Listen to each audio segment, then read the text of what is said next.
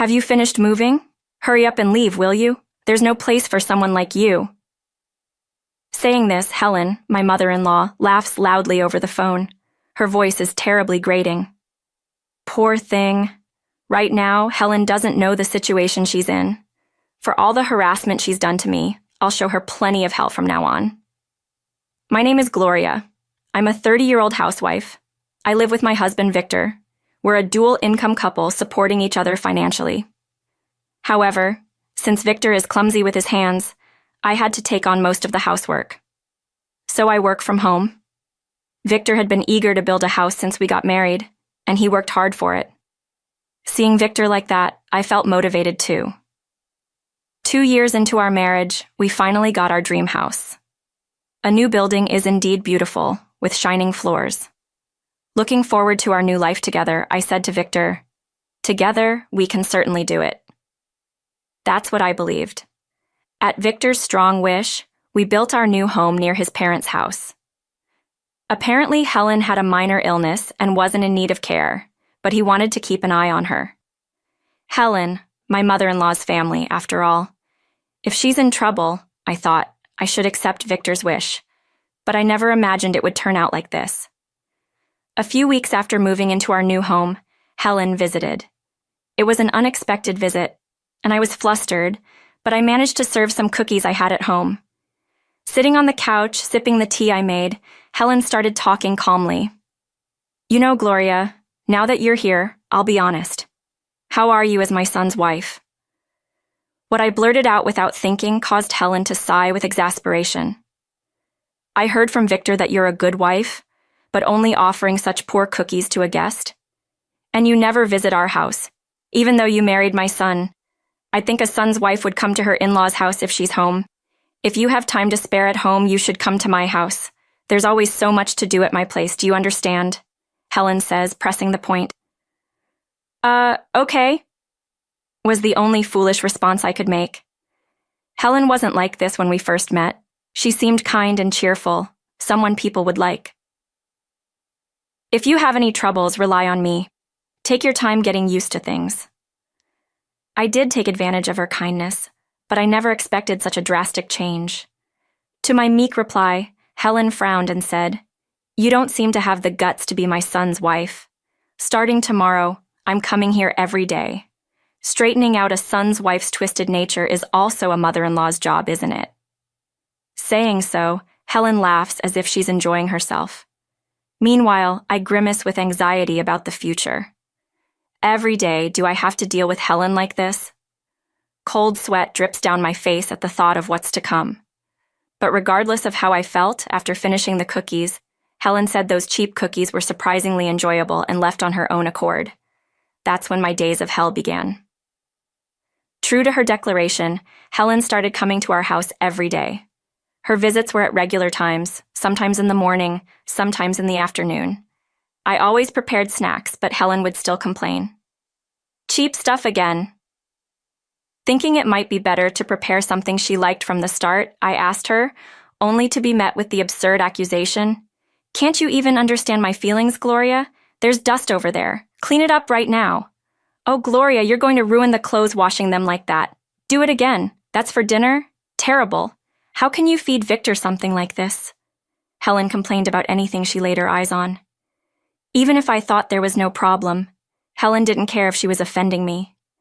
One day, Helen visited on a weekend. Victor was also off from work at home, yet Helen harassed me just like any other day. Seeing me rushing around at Helen's behest, Victor pointed and said, "You're lucky to be trained by Mom." After Helen left that day, I desperately told Victor about how hard Helen's treatment was, but he wouldn't listen, brushing me off with, "Mom's just thinking of you in her way."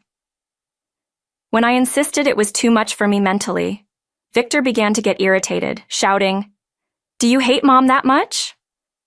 Feeling it was pointless to talk to him, I stopped confiding in Victor. I started feeling physically exhausted. Despite feeling tired, I couldn't sleep. Once I got into bed, the anxiety for the next day hit me before sleepiness. I knew I'd be criticized again tomorrow. What will she say next? Such thoughts kept circulating in my mind. Gradually, even going to bed became hard, and I started working and doing housework all night. My body rapidly accumulated fatigue and became emaciated. "Gloria, what's with that face? Victor would be scared seeing you like that. You look like a monster," Helen mocked. Looking in the mirror, I saw dark circles under my eyes and sunken cheeks, a face I couldn't show to others. A self-mocking smile escaped me. "Really? You're so incompetent. With a wife like you, Victor might be hindered at work. You can't even do housework properly. And then there's that face you greet him with. Poor Victor." "Gloria, you should leave today," Helen suddenly demanded.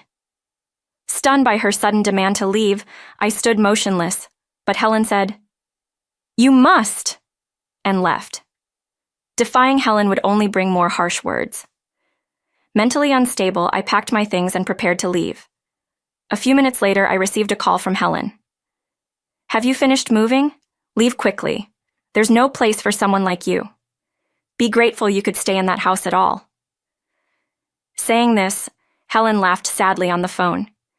She sounded like a hero who'd just vanquished a villain, conveying her sense of fulfillment. I left the house just as Helen commanded, the house that was built to fulfill our dreams. Then I went back to my parents' house and explained everything. Upon learning everything, my parents were furious, but they first treated me to delicious food, letting me rest. There's truly a sense of security at one's parents' home.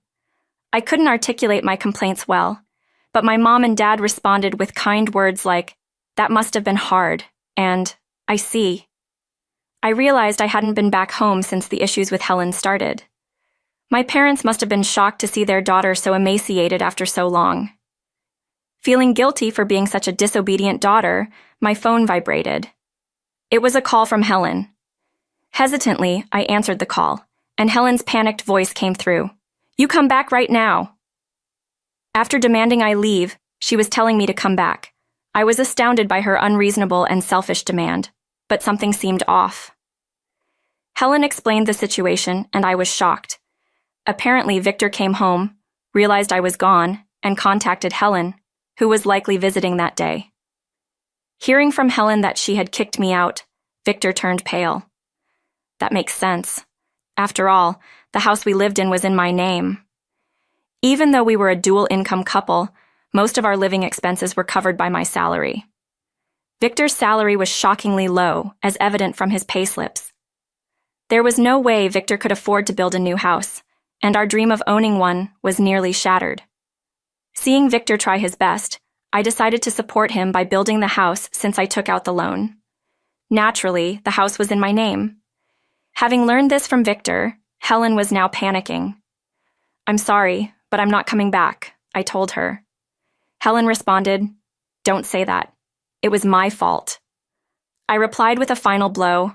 "Also, since I'm not living there anymore, I'll be vacating the house. Please take care of it." Wait!